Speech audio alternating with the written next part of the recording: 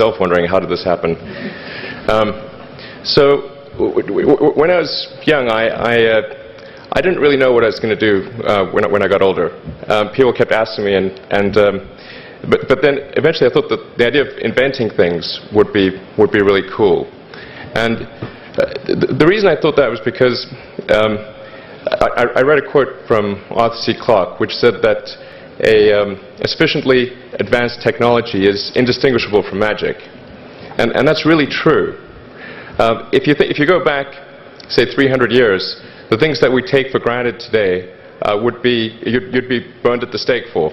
Being able to fly, that's crazy. Being able to see over long distances, being able to communicate, having effectively with the internet a group mind of sorts, and having access to all the world's information instantly from almost anywhere on the earth. This is stuff that really would be magic, or would be considered magic in times past. In fact, I think it actually goes beyond that, because there are many things that we take for granted today that weren't even imagined in times past. They weren't even in the realm of magic. So it actually goes beyond that.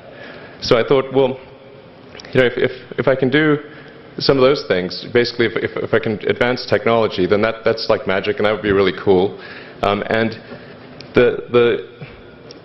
I was at sort of a slight existential crisis, because I was trying to figure out what does it all mean? Like, what's the purpose of things?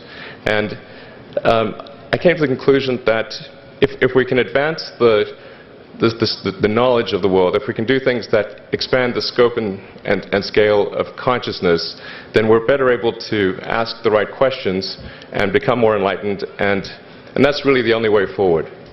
So I studied physics and business, because I figured in order to do a lot of these things, you need to know how the universe works, and you need to know how the economy works. And you also need to be able to bring a lot of people together to work with you to create something, because it's very difficult to do something as an individual if it's a significant technology.